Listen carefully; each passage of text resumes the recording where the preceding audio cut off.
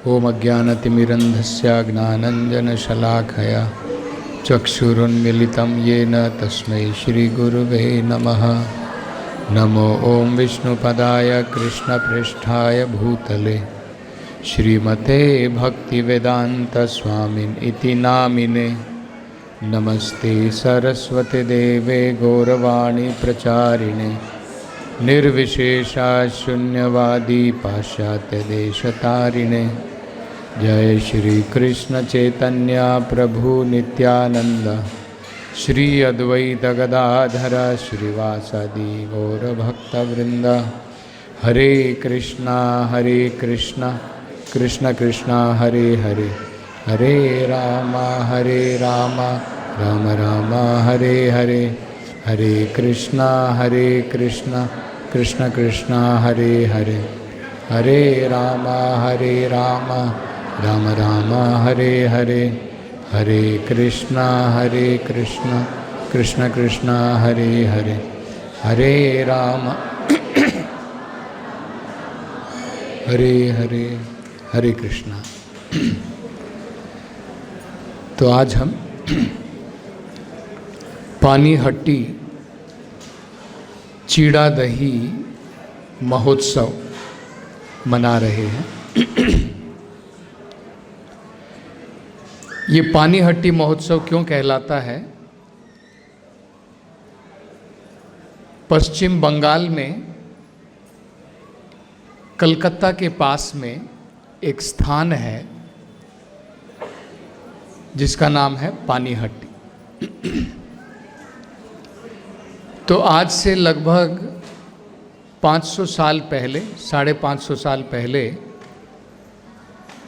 ये महोत्सव सबसे पहले पानीहट्टी जगह में हुआ था, जो पश्चिम बंगाल में आता है। इसलिए इसको पानीहट्टी महोत्सव कहते हैं। इसको दंड महोत्सव भी कहते हैं। बड़ा ही अद्भुत नाम है। दंड का मतलब होता है सजा देना, पनिशमेंट। कई बार जब बच्चे लोग बहुत शोर मचाते हैं तो अभी सभी बच्चे जो भी यहाँ पर शोर मचा रहे, सबको पनिशमेंट मिलेगी। देखो, सबको सजा मिलेगी। तो जब बच्चे लोग कुछ नटखटता करते हैं तो उनके माता पिता किसी न किसी प्रकार से उनको सजा देते हैं। या फिर कोई अपराध करता है तो उसे भी सजा दी जाती है। लेकिन सजा देना महोत्सव कैसे हो सकता है? अगर मैं आपको कहूं कि भाई यहां पर आ जाओ, मैं आपको सजा देता हूं और हम लोग सब इसको महोत्सव बनाएंगे, कितने लोग रेडी हैं?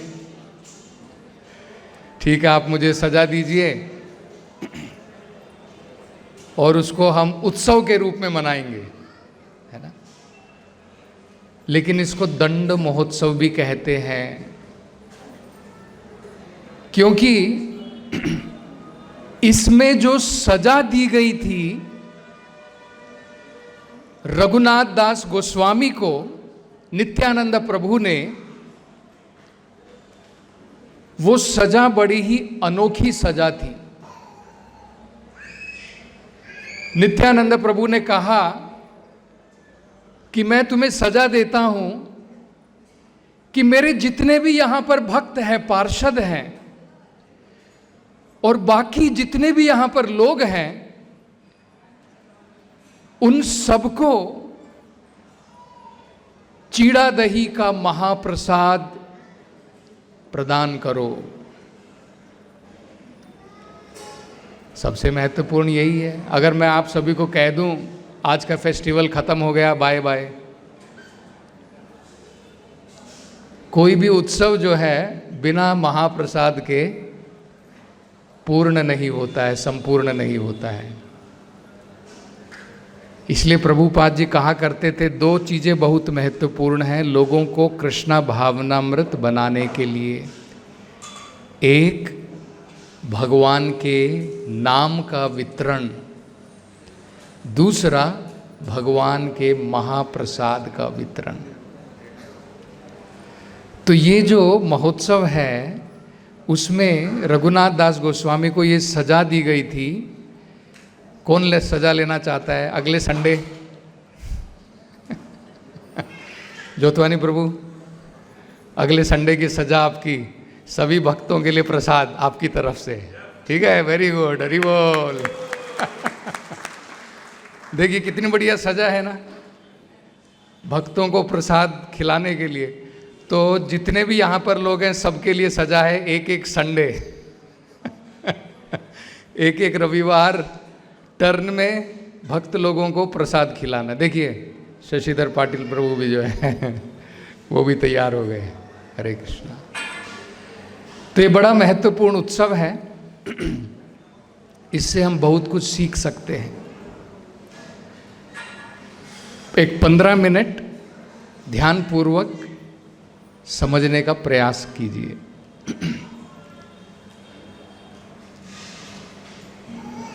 इस भौतिक संसार में मनुष्य जीवन में सबसे महत्वपूर्ण हमारा कार्यक्रम, हमारा लक्ष्य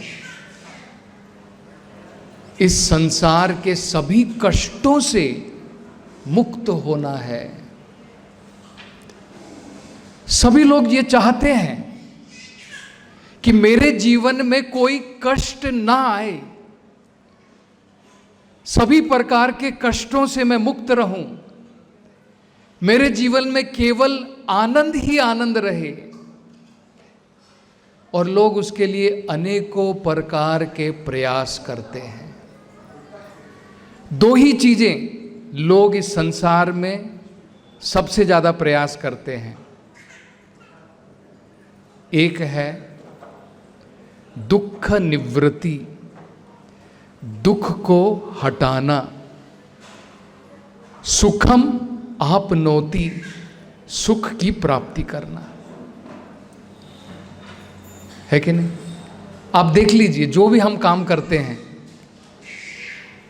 जो भी कार्य करते हैं, केवल यही दो चीजों के लिए करते हैं, सुख प्राप्ति के लिए, हैप्पीनेस, और दुखों को हटाने के लिए। तो ये मनुष्य जीवन में हम जड़ से सारे दुखों का निवारण कर सकते हैं और सनातन आनंद की प्राप्ति कर सकते हैं, इटर्नल हैप्पीनेस। क्योंकि वो हमारा स्वभाव है, नेचर है। आनंदमयोभ्यासात्, वेदों में कहा है, आत्मा का, जीवात्मा का सबसे महत्वपूर्ण गुण क्या है? आनंद की प्राप्ति है। लेकिन भौतिक संसार में हम आनंद के लिए प्रयास करते हैं, लेकिन अनेकों प्रकार के कष्ट भोगते हैं। और जो आनंद हमें मिलता है टेम्परेरी है, कुछ समय के लिए रहता है, बाद में चला जाता है।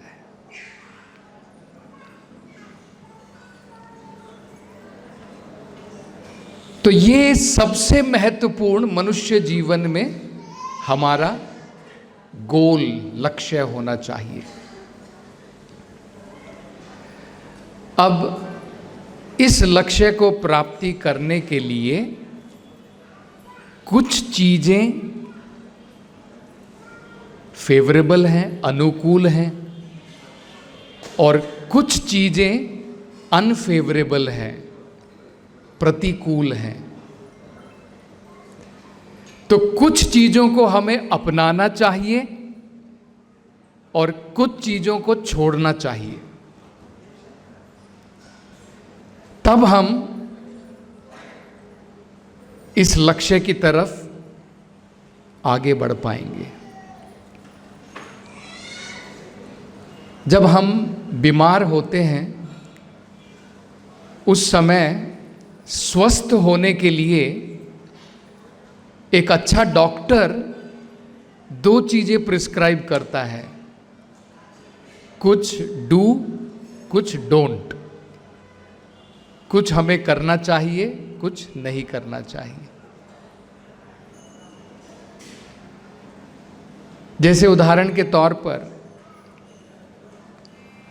अगर आपको खांसी है, आपको बुखार है, आपका गला बंद है, जुखाम है, तो डॉक्टर आपको कहेगा फ्रिज का ठंडा पानी मत पियो, आइसक्रीम मत खाओ, तली हुई चीज़ें मत खाओ,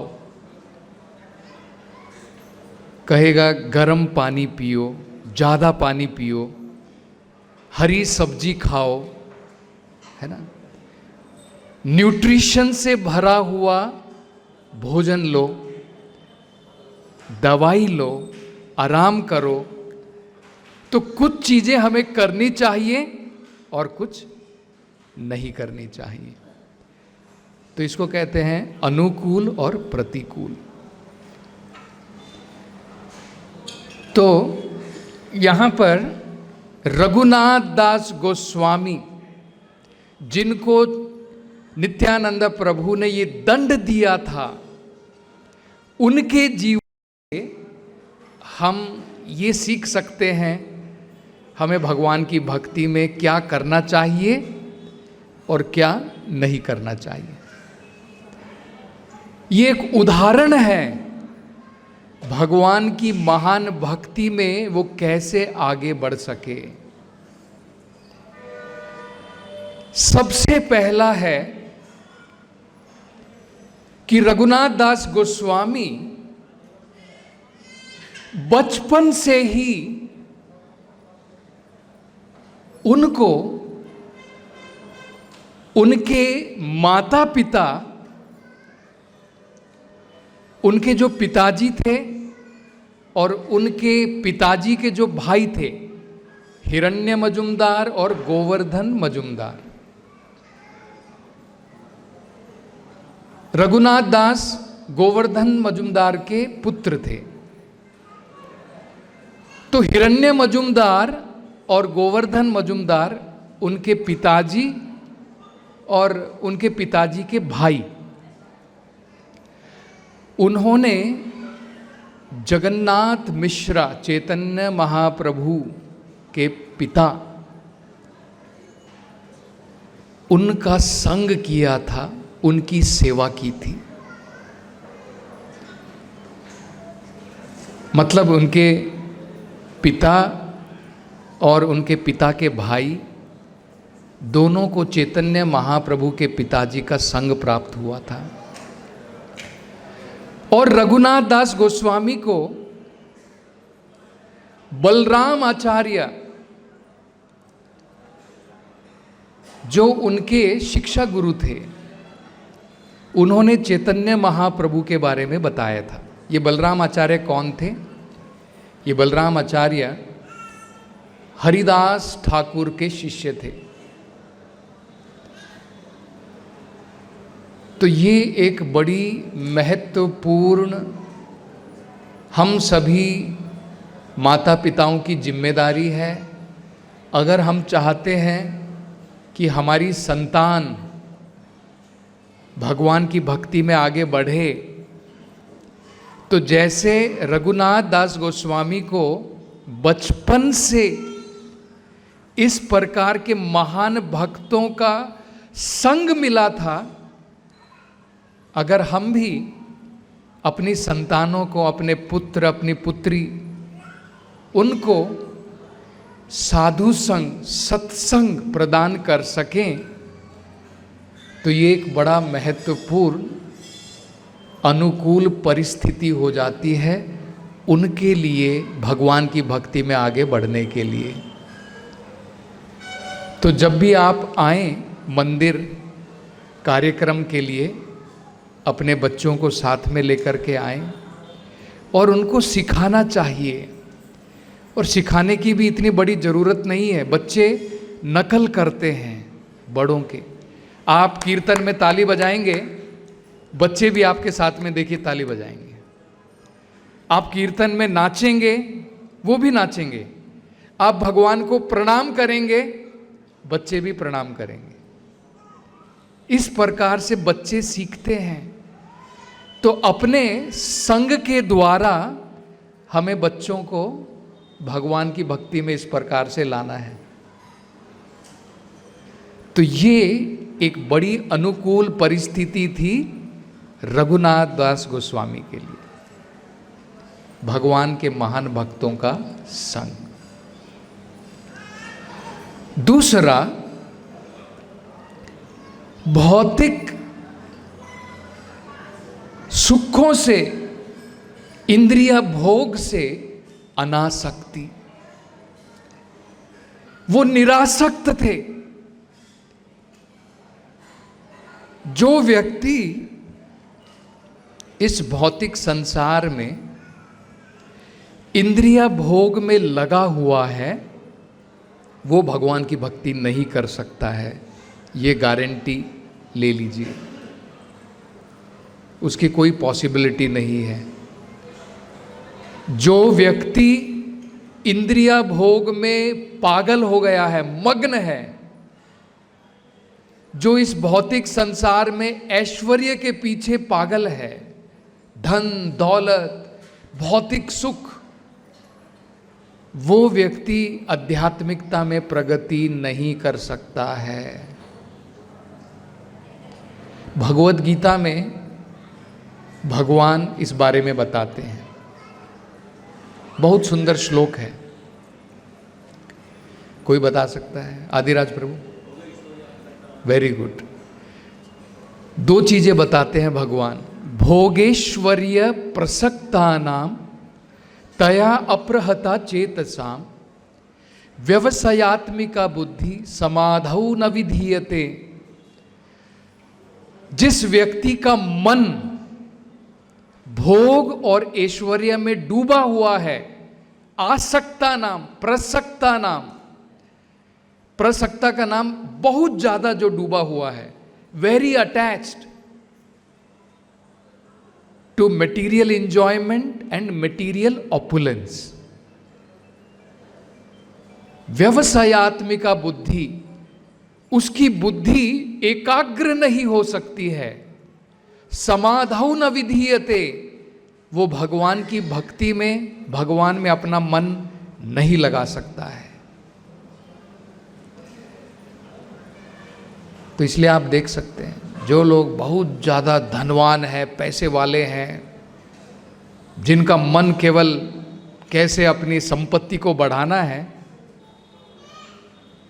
प्रभुपाद जी कहते हैं, even if they chant the holy name of the Lord, they cannot chant with feeling.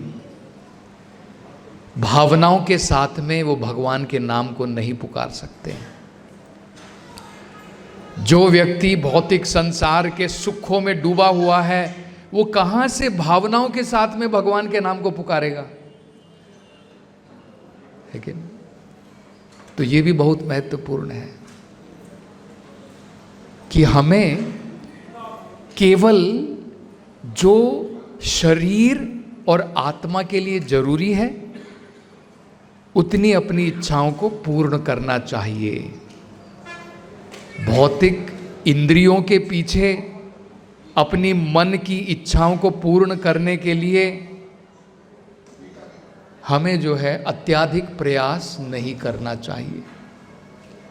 ये दूसरी चीज हम रघुनाथ दास गोस्वामी के जीवन से सीख सकते हैं। बचपन से ही भोग और ऐश्वर्य से बिल्कुल निरासक्त थे। This is a great qualification to see Krishna face to face. भगवान के दर्शन करना चाहते हैं और हम भौतिकता में डूबे हैं, वो संभव नहीं है, पॉसिबल नहीं है। तीसरा, रघुनाथ दास भगवान से मिलने के लिए, चैतन्य महाप्रभु से मिलने के लिए उनके मन में बहुत आतुरता थी, ईगरनेस। प्रभुपाद जी ईगरनेस के बारे में, आतुरता के बारे में एक बड़ी छोटी सी एक कथा बताते हैं। एक बार क्या हुआ, एक भागवत प्रवचन में एक चोर बैठा हुआ था, थीफ, जिसका काम केवल लोगों के पैसे चुराना, लोगों की ज्वेलरी, आभूषण चुराना, लोगों का सामान चुराना, उसका यही काम था। हम लोग कहते हैं ना, पिक पॉकेट से सावधान रहिए। वो कह रहे हैं कि टाइम हो गया है। तो इसी प्रकार से एक चोर जो है वहां पर बैठा हुआ था। भागवत कथाकार बता रहे थे कि माता यशोदा भगवान कृष्ण को इतने सुंदर आभूषणों से सजाती हैं कि भगवान की जो सुंदरता है, उसकी सुंदरता को देख करके, भगवान की सुंदरता को देख करके करोड़ों कामदेव भी शर्मा जाते हैं। तो ये सुन रहा था बैठ करके कि माता यशोदा भगवान कृष्ण को, जो एक बाल स्वरूप में है, इतने सुंदर आभूषणों से सजाती है। तो तुरंत उसके दिमाग की बत्ती जल गई। सोचने लगा कि भाई मेरा तो काम पूरा हो गया, अब छोटी मोटी पॉकेट काटने की जरूरत नहीं पड़ेगी। ये एक बालक मेरे हाथ में आ गया तो मेरा तो जीवन उद्धार हो गया, क्योंकि ये बालक के पास में इतने सारे सुंदर आभूषण हैं, मेरे को अगर वो मिल गए तो मेरी तो नैया पार हो गई। तो भागवत कथा होने के बाद में वो उनसे जाकर के पूछता है कि स्वामी जी मुझे ये बताओ, ये बालक मुझे कहाँ मिलेगा? तो कथाकार ने कहा कि मैंने सुना है कि जो भी व्यक्ति बड़ी ही आतुरता के साथ में वृंदावन धाम में जाता है, उसे ये बालक कृष्ण जो है जरूर प्राप्त होंगे। तो उसके मन में तो बड़ी आतुरता थी, तो बड़ी ही ईगरनेस के साथ में, आतुरता के साथ में वो वृंदावन गया। और उसकी आतुरता, उसकी वो क्वालिफिकेशन थी, वो गुण थे जिसके कारण भगवान उसके सामने प्रकट हुए। तो भगवान जो है उनके सामने प्रकट हुए और भगवान को देख करके वो कहता है कि हे बच्चे, ये सारे आभूषण मुझे दे दो। भगवान कहते नहीं, वो तो मैं नहीं दे सकता हूं।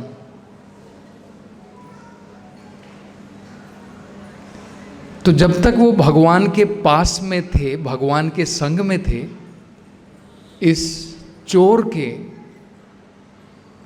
इसके जो है सारे विचार, उसकी चेतना, उसके अंदर में जो मल था, सब कुछ जो है वो बिल्कुल निर्मल हो गया। और जिस प्रकार से ध्रुव महाराज भगवान के पास में गए थे कुछ मांगने के लिए, लेकिन भगवान के दर्शन करने के बाद में कहते हैं, स्वामिन कृतार्थोस्मि वरम न याचे।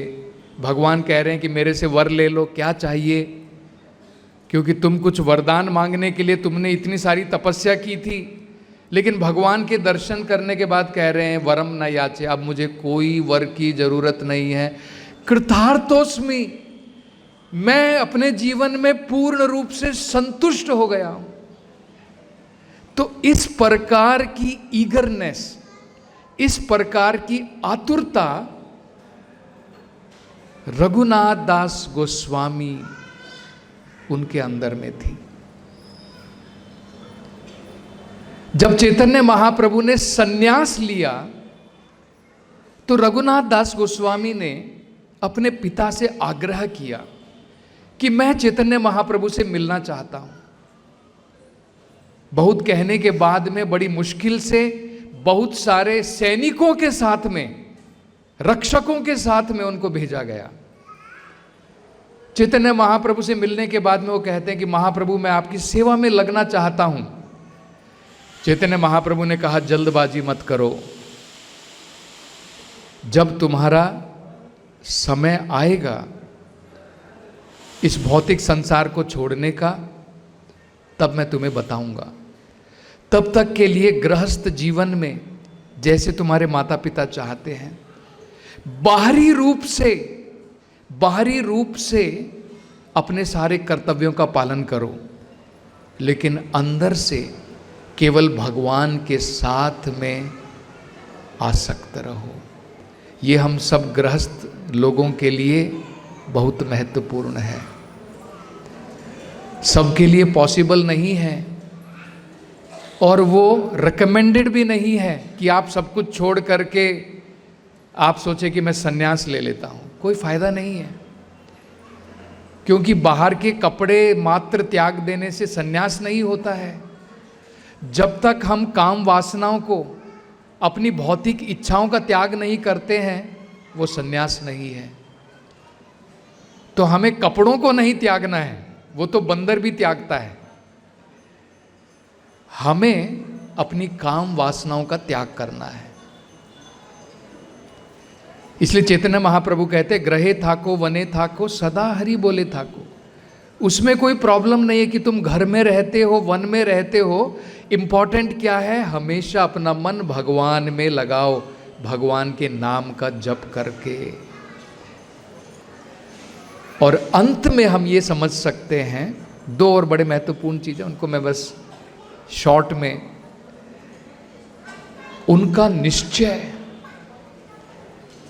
और नित्यानंद प्रभु की कृपा। बहुत निश्चय था उनके मन के अंदर में। बहुत बार विफल हुए, घर से भाग जाते थे और उनके पिता, बहुत उनका इन्फ्लुएंस था, अपने इन्फ्लुएंस के द्वारा दोबारा पकड़ करके ले आते थे। बहुत बार प्रयास किया, रोज का ये चक्कर हो गया था। घर से भाग करके जाते और पिता जो है अपने सैनिकों को भेजते, वापस लेकर के आते। एक दिन रघुनाथ दास की मां ने कहा कि ऐसा करो, हमारे पुत्र को रस्सियों से बांध दो,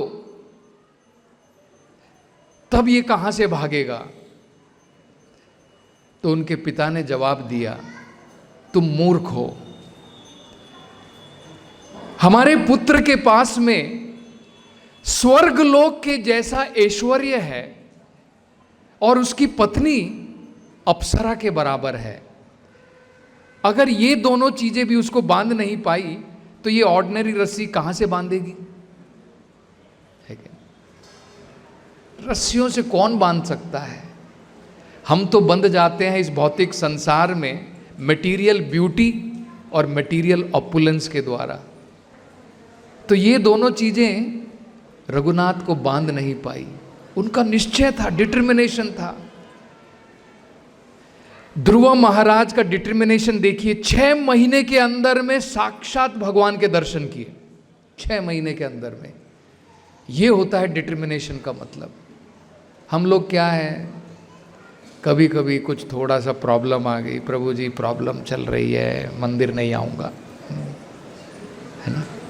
ये हमारा डिटर्मिनेशन है। कुछ थोड़ी बहुत प्रॉब्लम आ गई तो हम लोग जो है रास्ते से भटक जाते हैं, दोबारा सांसारिक वासनाओं में खो जाते हैं। तो डिटर्मिनेशन, निश्चय करना, वो भी बड़ा महत्वपूर्ण है, जो हम रघुनाथ दास गोस्वामी से सीख सकते हैं। और अंत में नित्यानंद प्रभु की कृपा, उनकी कृपा के बिना, उनकी कृपा के बिना भगवान कृष्ण की प्राप्ति, चैतन्य महाप्रभु की प्राप्ति नहीं हो सकती है।